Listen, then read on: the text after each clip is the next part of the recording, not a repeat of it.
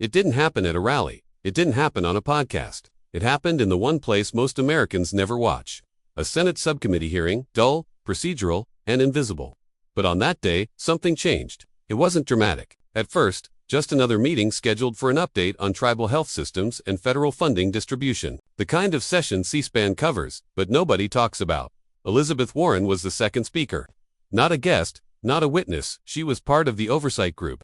The moment she began, the atmosphere was calm, routine. She was composed, professional, polished, everything she's always been in settings like this. Her voice carried the kind of moral weight that came not just from her experience, but her story, one she's shared countless times. The one about her Native American ancestry.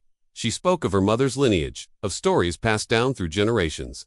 I grew up with stories of my mother's heritage, she said, and while I understand the scrutiny, I've never apologized for believing what I was told. It was familiar. The staffers behind her didn't even flinch. Reporters at the back typed passively, barely looking up. The camera operator shifted in his seat, bored but obligated. Then, the room changed. Senator John Kennedy walked in. Not scheduled, not expected. No entourage, no press behind him. He slid into a back seat on the minority side, holding nothing but a plain manila folder. He didn't wave, he didn't smile, he didn't even lean in. He sat there, still, watching. Warren continued, unaware. Her voice grew more passionate as she moved into specifics. The importance of elevating indigenous voices in resource allocation. She referenced tribal consultation models and equity in federal disbursements. She used words like inclusion, acknowledgement, and historic responsibility. Then came the shift. The chair opened the floor for questions.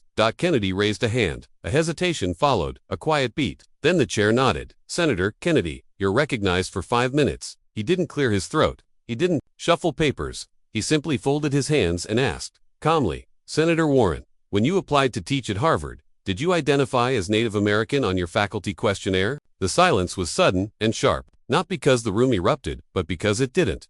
Warren blinked. Not in panic, just surprise. Her response came steady. I've addressed this before. I filled out forms consistent with how I understood my family history at the time. Kennedy didn't move. So that's a yes. She hesitated. That's a contextual answer. He leaned forward. Context is for historians. I'm asking for clarity. And with that, the tone was set. Not loud, not angry, just surgical. And from that moment on, the hearing would never return to what it was, because the folder was about to open. And inside it was a piece of paper that would make the room forget what they came to hear in the first place. The folder wasn't thick. It didn't need to be. Just a few sheets of plain paper, standard white. No highlights, no sticky notes. But when Kennedy opened it, the staffers behind Warren leaned forward. Not panicked, just curious. Like they knew something was about to happen. Warren didn't turn, but she could feel the weight of attention shifting. Kennedy looked up, holding the paper delicately, like it didn't need to be emphasized. Mr. Chairman, he said, I believe Senator Warren's credibility on Native American policy deserves at least the same scrutiny we give to budget line items. He placed the paper down gently, flat on the table. No drama, just precision. This, Kennedy said, tapping the top of the page, is the 1990 Harvard Law School faculty questionnaire. 1 box is checked. Native American. No qualifiers. Number, footnotes, just the box. Warren shifted slightly, eyes blinking faster at trained media.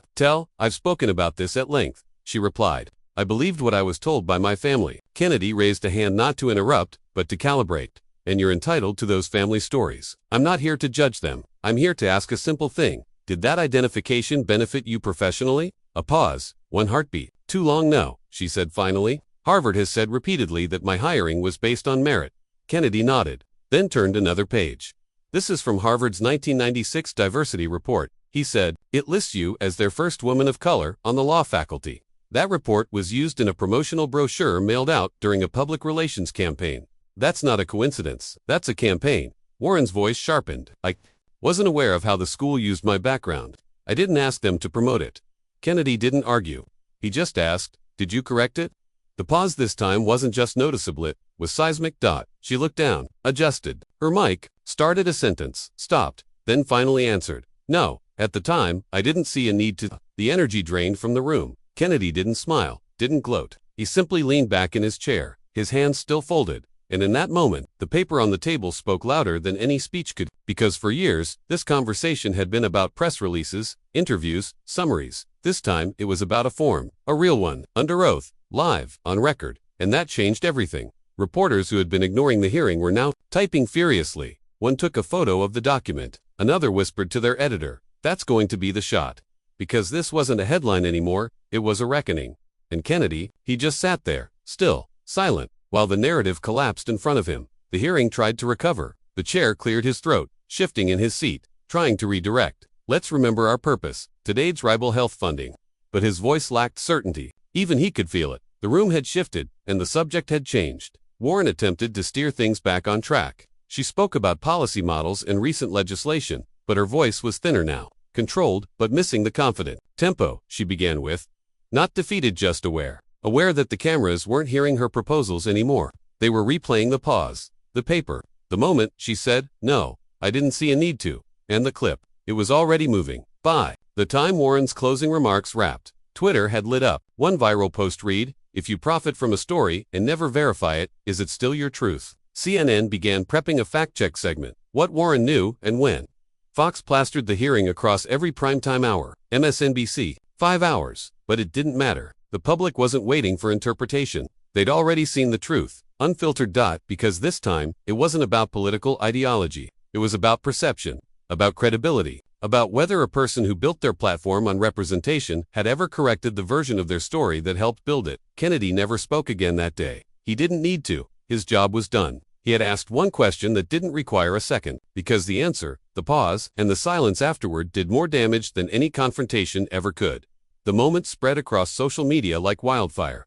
TikTok creators added reaction videos, meme music, and commentary. Reddit threads exploded. She walked right into it, and he didn't even stand up. And the phrase that kept repeating, he didn't attack her, he exposed the silence. Even progressives, even verified Warren supporters, had to acknowledge it. One posted, "I don't like Kennedy," but that wasn't an ambush. That was restraint, weaponized. By the time the hearing ended, Kennedy's stillness had become the headline. Not because he yelled, but because he didn't. Because sometimes, in a city built on noise, silence hits harder than sound. The fallout wasn't immediate. It was steady, quiet, but deep. The next morning, Harvard Law received over 24 media inquiries, not for new comments, but for one simple answer: had Warren's self-reported Native American status ever been reviewed? The school gave its standard line: hiring decisions are made holistically, based on academic merit. No mention of the form, no comment on the diversity brochure. Just fog, legal fog, the kind of language that used to work. But this time, it didn't. Because this time, people had seen the document. They had heard the question, and they had heard the answer. Students began organizing petitions. Alumni wrote open letters. "We deserve transparency." One post read, "If a story is used to promote diversity, shouldn't the facts behind it be clear?" Talk radio picked it up. Editorials poured in. One piece in The Atlantic titled, "Institutional Complicity Has a Paper Trail Too." But through it all, Kennedy stayed silent. No press tour, no interviews, just a one-page statement on his official Senate website. It read, "This week, I asked a fellow senator whether she ever corrected the record about a form she filled out decades ago. Her answer was no. That answer should stand on its own. I'm not interested in character assassination, but I am interested in public trust. If a citizen fills out a form wrong, they get fined. If a taxpayer misstates their status, they get audited. But when a senator does it and benefits from it, we call it context. That's not accountability. That's insulation. Truth doesn't require a PR team." That final line, it exploded. Truth doesn't require a PR team. It became a meme, a hashtag, a rallying cry for both sides of the aisle. Because no matter how anyone felt about Warren, or Kennedy, or the politics, that sentence hit home. And in that moment, it wasn't about a Harvard form, or a policy hearing, or even one senator's ancestry. It was about the cost of never correcting the record, and the silence that followed after the truth arrived. The calm, undeniable. And on paper, that's how the story ends. Not with shouting, not with outrage, but with a single line. A question: did you ever correct the record? And the answer: no. At the time, I didn't see a need to. That clip now lives in the memory of American politics, not because it was loud, but because it didn't need to be.